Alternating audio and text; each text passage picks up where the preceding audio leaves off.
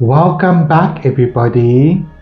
So, today we're going to get out our black and white reference material because I feel that we've arrived at a place in our painting where we need to talk a little bit about value and contrast. Okay.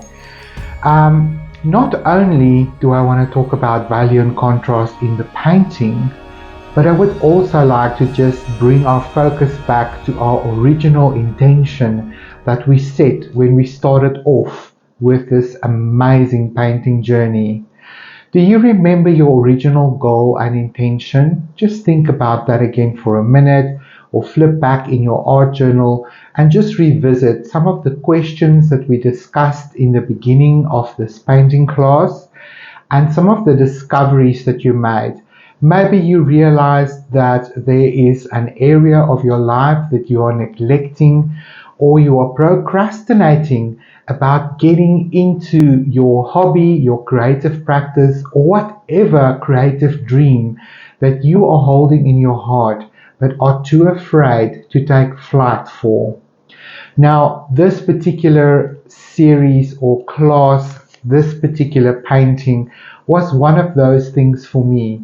I was really inspired by the artwork that we created, but then, like I said earlier, life happened and I got so busy, and the Dragonfly needed to revisit me quite intensely to remind me of my original intention to create this class and to paint this painting. And look how far we've come already.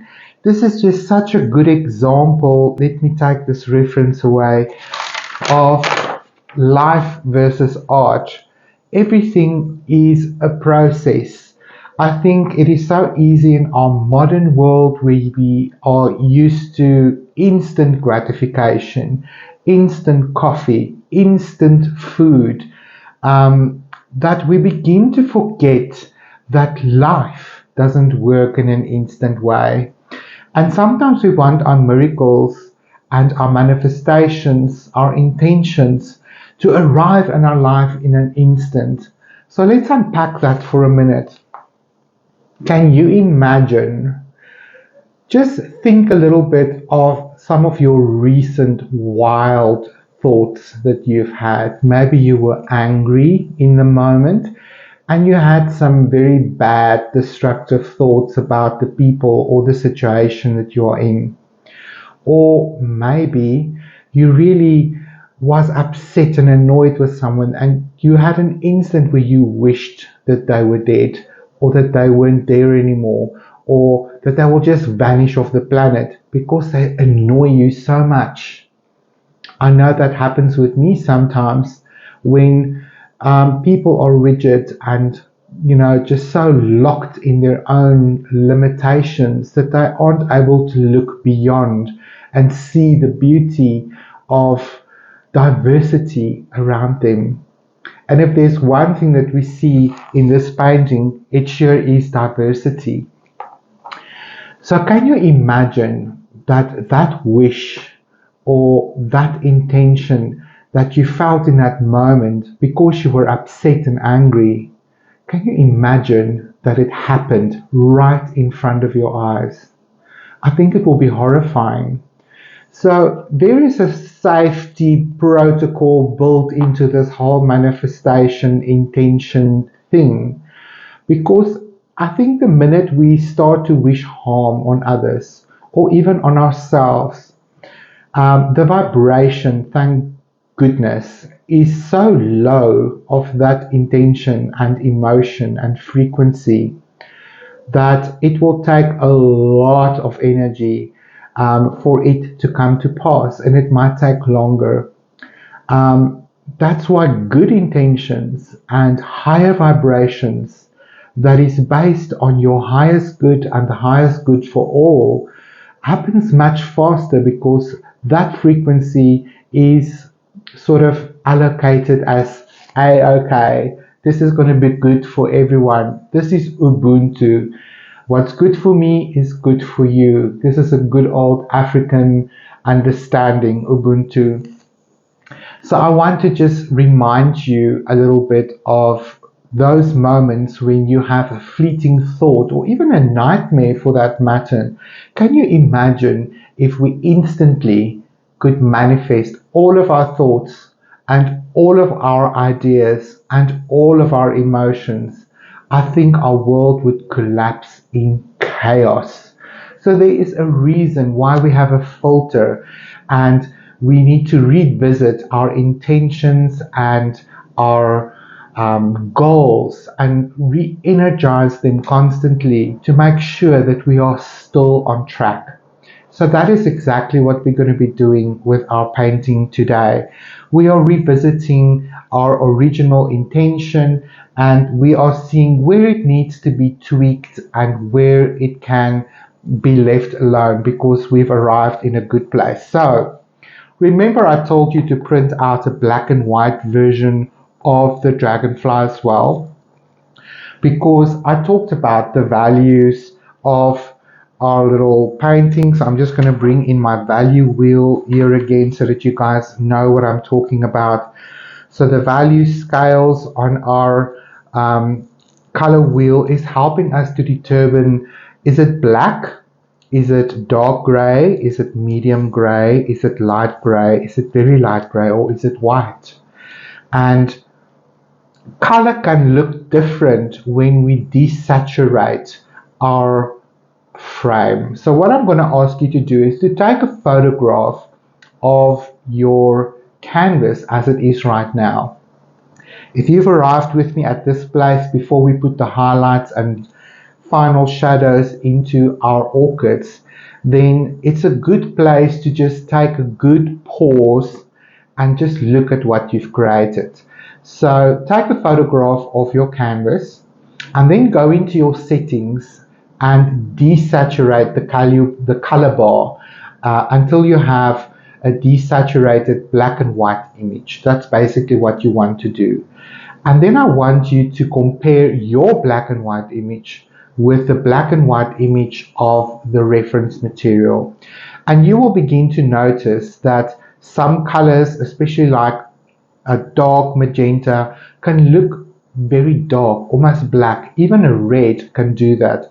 So it's quite interesting to see what colors will do when you remove the color saturation, but you keep the lights and the darks, and then you begin to notice how colors can be cool and can read as dark, and how some colors can be light and read as highlights.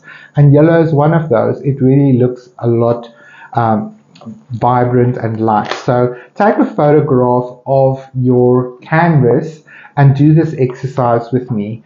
Now I'm just going to put my little reference material there because we're basically looking at, you know, the flowers. I'm quite happy actually with my lights in the sky. I think they are doing very well. We might, you know, develop a little bit more shadow in them, especially on that side, but I will decide a little bit later. For now, I want us to look at our orchids, and we want to look at, is it bright enough? Is it light enough? Is the shadows deep and dark enough? So I definitely need to develop my shadows on this main orchid down here a little bit more. It's definitely ready for some bright white highlights on these two petals. Moving down to this one, I am quite happy with how this light is falling, but we can definitely get in a little bit more highlight there, and this low light here can be formed a little bit better. And then a little bit more depth down here, definitely, that we need before we put that beautiful crowning moment of the orchid on. So I'll do a bit of a glaze down here. And this highlight here is also very important. Obviously, each of them will have this crowning moment in the middle where this little nozzle, I'm going to call it, or round little nose, I don't know what to call this, little stamen or something, is capturing a lot of light in the images. So we're going to be working with our red and magenta, and that reads a lot as dark when we take a black and white photo of that. So I know a lot of this is going to develop as we go. But then I also noticed that my background beneath my orchids also need a little bit of pick me up, a little bit more brightness. And I also want to further develop the field of flowers behind us, because the white is standing quite a bit, and I need a little bit more of the cad yellow to be present, and a bit more blues and greens. So this misty wash that I put over it can again be pushed even further back, and this can be brought forward to marry the foreground and the middle ground. So that is sort of my intention and strategy for this session. So I'm gonna try and build all of this into this lesson, but we'll see how long it goes. If I need to break it up in 2 parts, then we do so, because there's absolutely no hurry. I really enjoy the process, and I encourage you also just to be present, one petal at a time, one orchid at a time, one zone in your painting at a time. And as you go, it makes progress.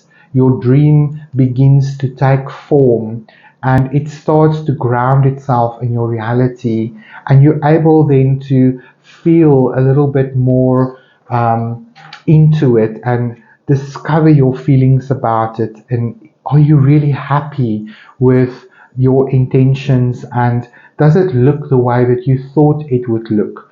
And does that mean that you need to either accept the way that it is, or is it possible to change something about it and to move it more into the direction that you wish it to go? So really, it is a constant push and pull. It's the same in life.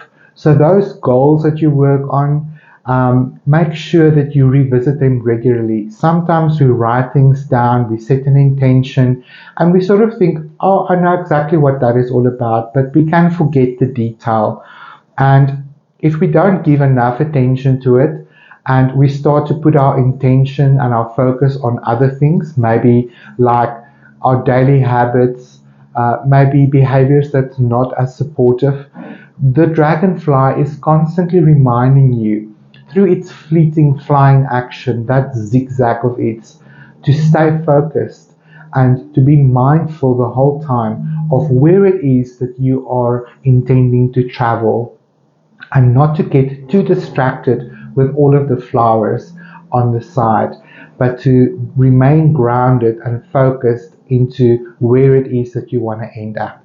So I just wanted to bring these two fields of energy back together again for you guys, so that you are reminded we are working with the spirit animal guide of the dragonfly.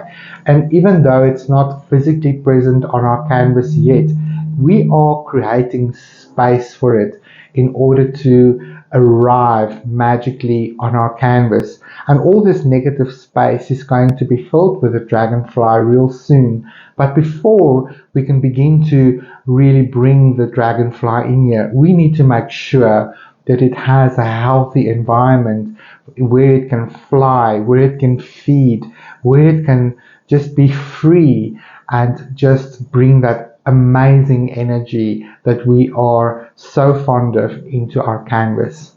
So I'm going to just bring out our color spectrum again on the canvas, and then we're going to start to develop our highlights. So let me talk a little bit quickly about what it is that I am going to be using. I did bring out my trusty filbert again.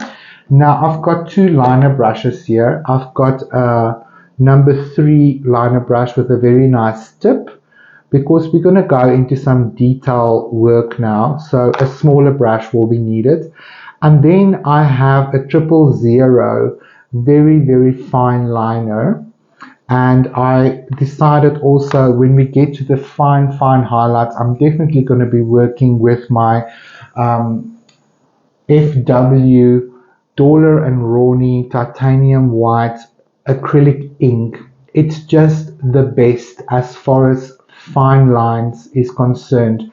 Now when we get there, you obviously can just dilute your titanium white with a lot of water, But I do find if you are intent on having fine, meticulous detail lines, this is going to be your saving grace because it's just as fluid, but it has all the intensity of pure titanium white. So I'll definitely recommend that you get or invest in some white acrylic ink for the final details. Then here with my palette, what I'm going to introduce, we already have magenta and we already have cadmium orange on here.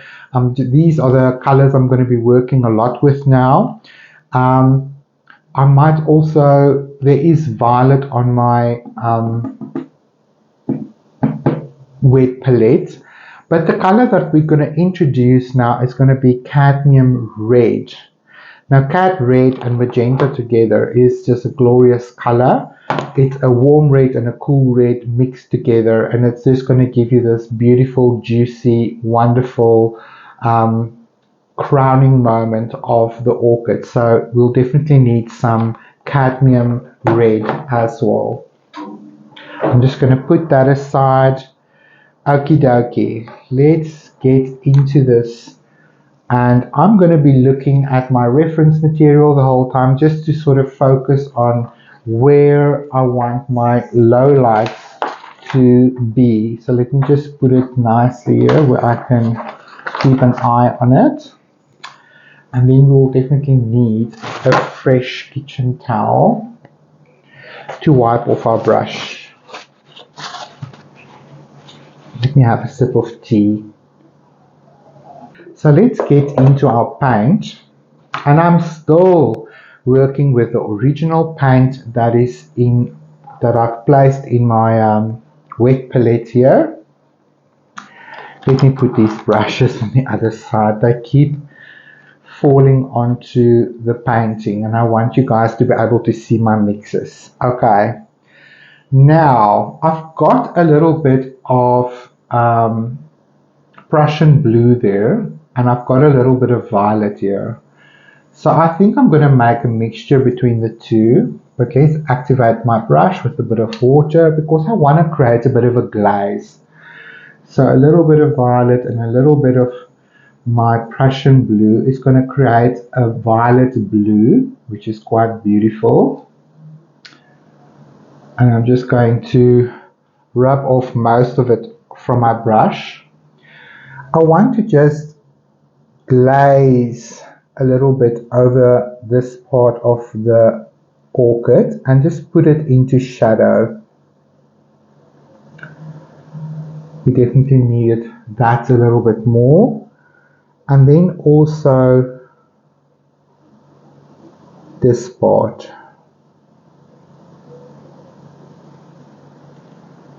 That feels better.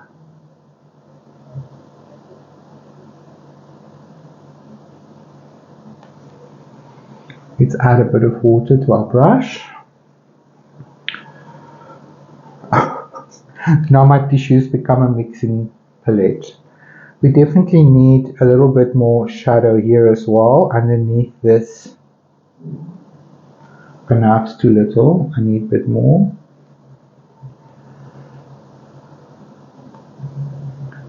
Too little, too much. Too little, too much.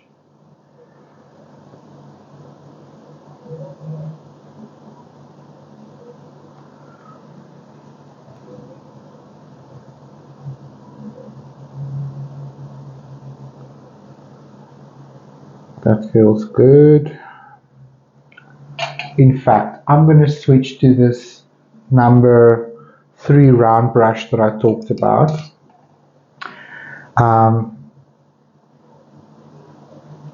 I just need a little bit more control now. I always think that favorite brush of mine is going to be able to do everything. Okay, then we also need a little bit more of a shadow here above this petal and on this side. So I'm still mindful of the directionality of the petal.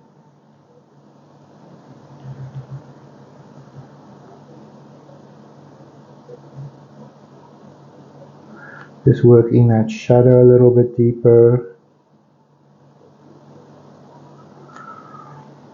Amazing.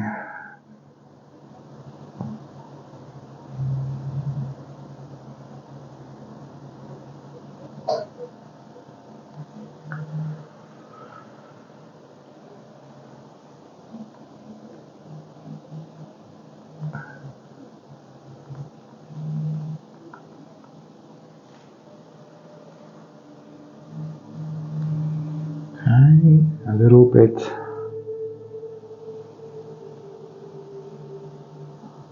down here.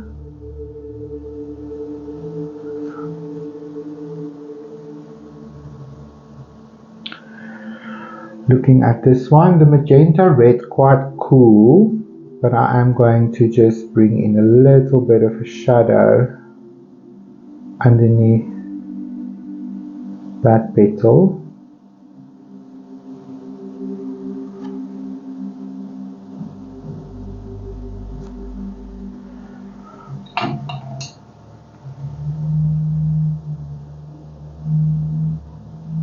And then you can always just bring in a little bit of clean water if you want to just soften that edge, but don't stress too much.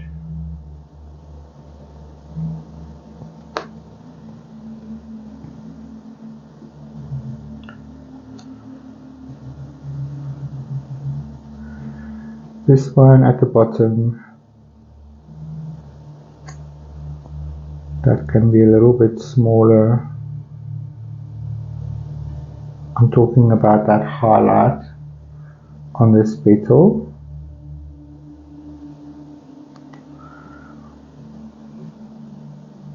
So just constantly look at your reference material and move from one flower to the next.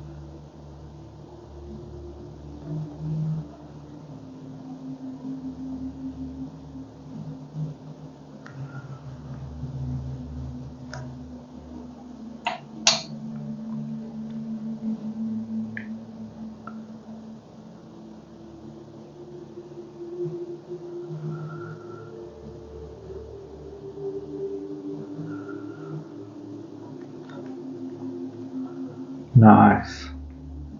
Jumping to the big boy.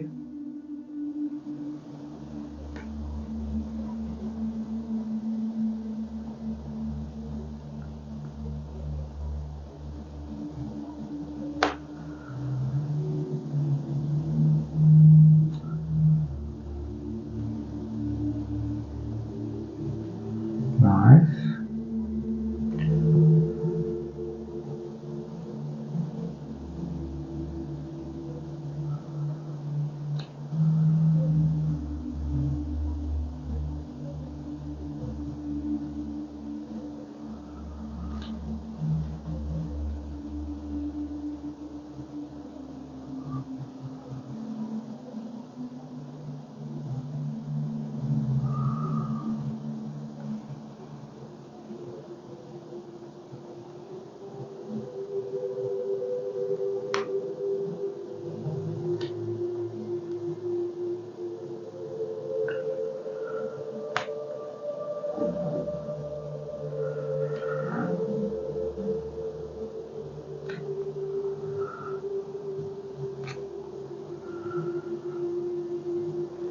We're also going to just build the shadow of the stem with the blue-violet mixture a little bit more. It's also going to give us a little bit more contrast there. And it will also make them shine and stand out a little bit more.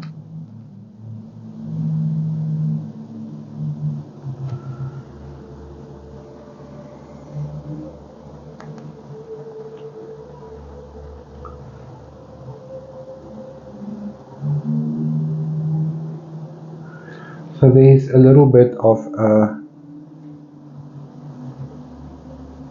a node on this stem that I want to begin to talk about. I forgot to bring that in a little bit earlier. So it's just a little bit of a diagonal little wedge that goes around the stem there.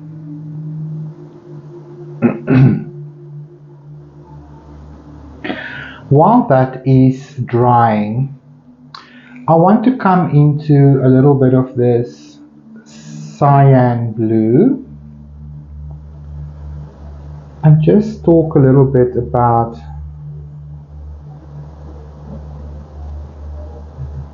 bringing that water element forward again. So I'm just going to bring in some vertical moments here. That's a little bit brighter, almost grass-like.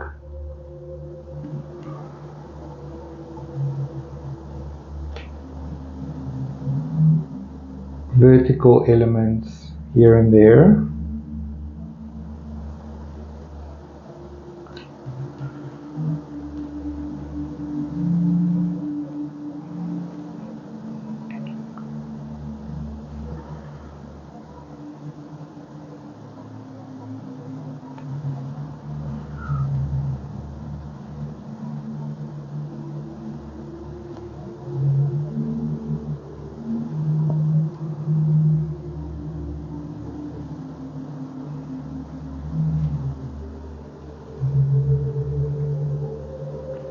In between these little knobs that we made,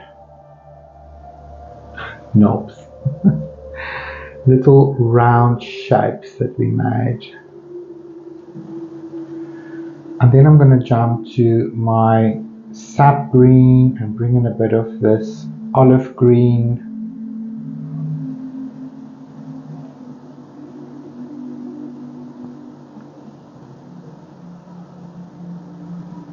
And just bring in some green moments in here as well.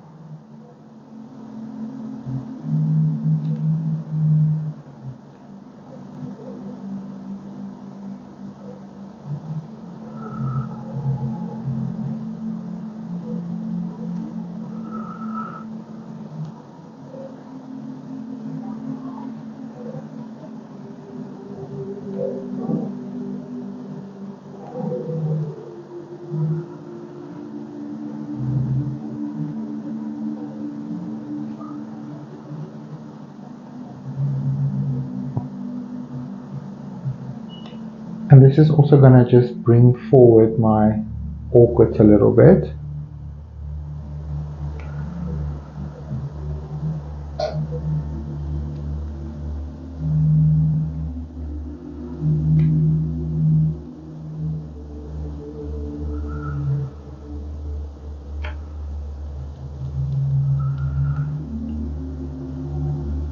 Just make these areas down here a little bit more interesting and alive.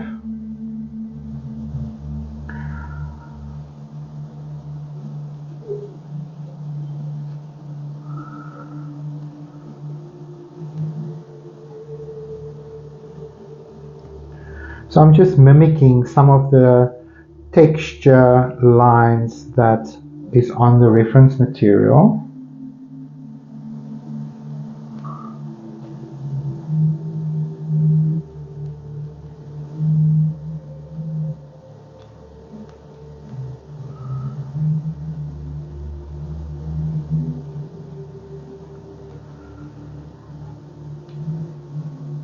Nice.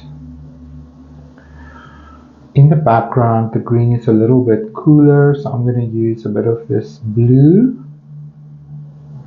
with my sap green. Let's add a bit of this apple green to brighten it a little bit. Let's add some cyan blue. Oh, cyan. I I keep forgetting this name. Cerulean, not cyan. A bit more that.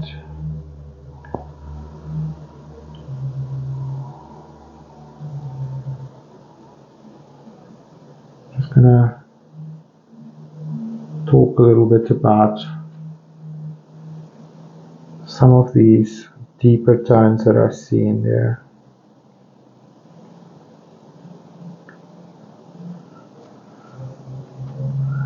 And I'm just gonna fade it out a little bit with my finger. Just want to bring a little bit of that background forward again.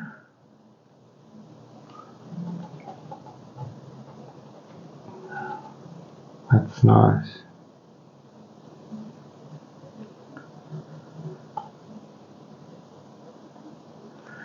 Negative painting around helps to bring in a bit of contrast. And while I'm talking about contrast again, it's actually something I wanted to mention in the introduction of this video. When we talk about highlights, lowlights, and value, and we relate that to our lives as well.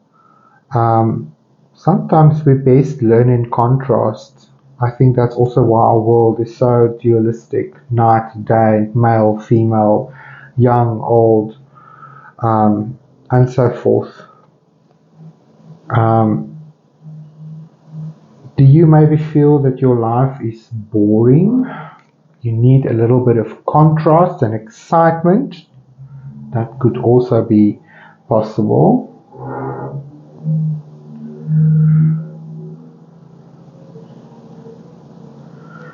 If you feel your life is too dull, your painting is too dull, it could all be about contrast and bringing in a little bit more contrast into your life. We're going to fix that now. I'm going to rinse. I'm going to grab one of my Q-tips again. Q-tips, earbuds, whatever you prefer to call them. And I'm going to go straight into my cadmium yellow.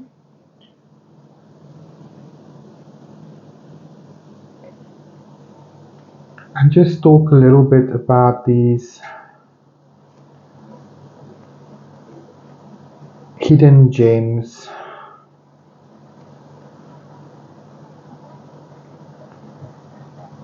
That is a little bit closer to the foreground. That's a little bit bigger.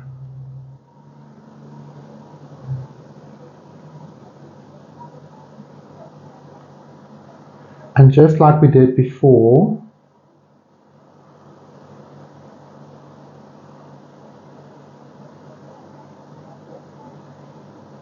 just bring them a little bit more to the foreground.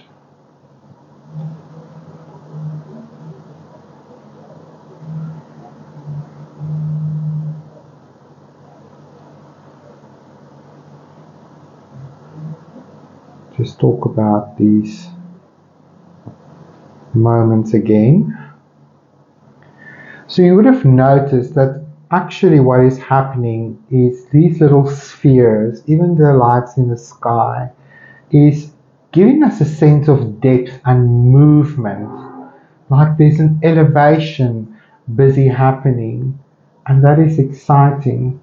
So it's absolutely amazing actually how movement and rhythm became part of the composition without really trying too hard or thinking too much about it. Wondering how would you bring in movement or sort of communicate to the viewer that there's flight and that there's movement and rhythm, and that is exactly what these spheres are doing. Going into my yellow ochre, I didn't realize we're going to use so much yellow ochre. It's not a big go-to color for me, but I've been using it quite a bit over the last year. It's just, yellow is a very interesting color. It either reflects too much light or not enough. And when you start mixing shadow colors of your yellow, it can start to look green or funny. So having an ochre next to your CAD immediately talks a little bit of depth.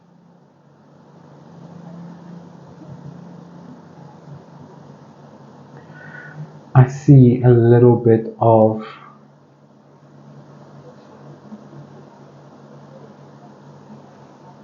warmth here that I just want to talk about a little bit. Don't want to lose that opportunity there. So I've just dipped the toe of my brush in some orange and red here. Just wanted to bring in a little bit of other colors in here as well.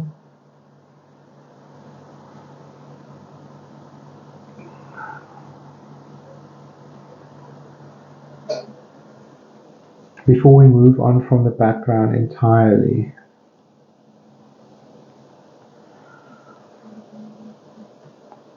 Playing with a little bit of the CAD red, seeing that we're going to introduce it now.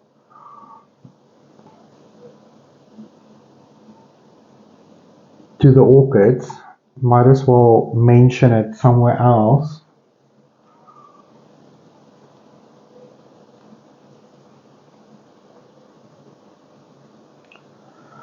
That feels good. Let me get back into the CAD yellow.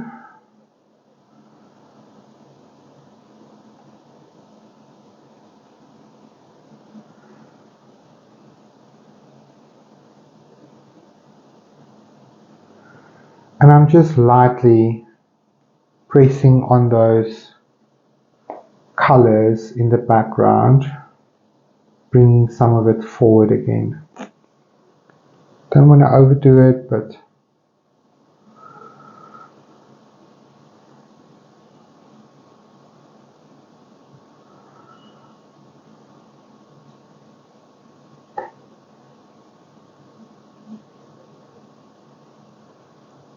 that feels good. Okay. We also need something down here.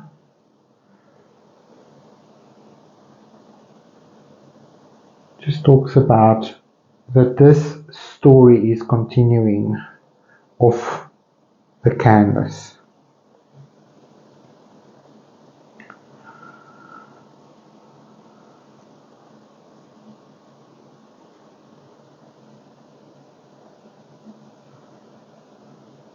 I'm going to get this sap green on my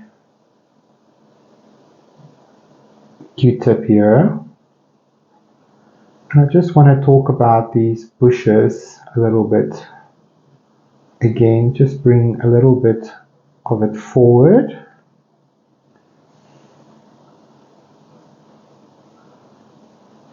And I'm just using my Q-tip to just roll and scruff into this a little bit more. Because I feel I've lost a little bit of the green brightness here.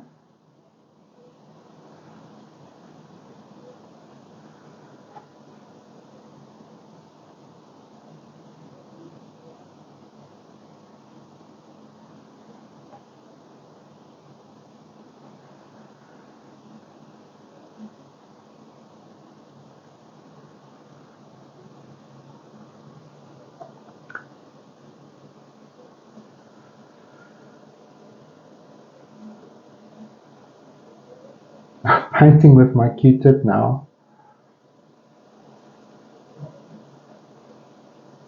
I'm just trying to mix a little bit of a brighter teal-like color.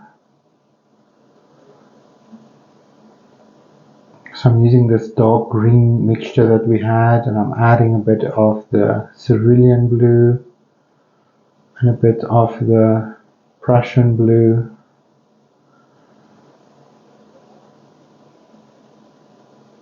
And maybe a hint of violet.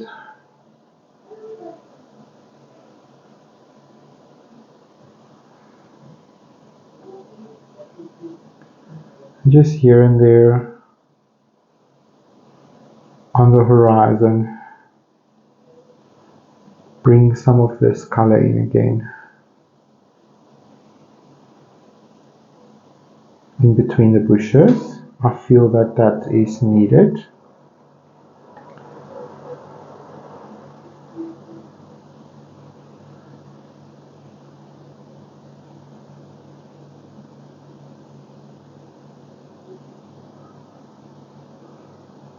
Just reinforce this horizon line for myself again.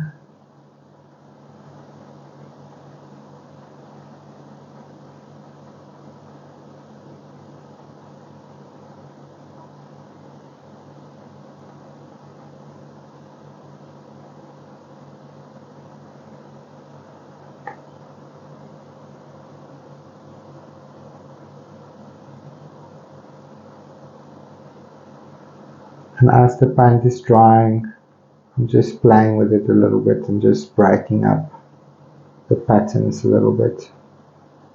Rolling my Q-tip, scruffing into it, changing direction. It just felt to me like that horizon line was a little bit too lost with my enlightenment there. Okie dokie. I'm gonna put that aside.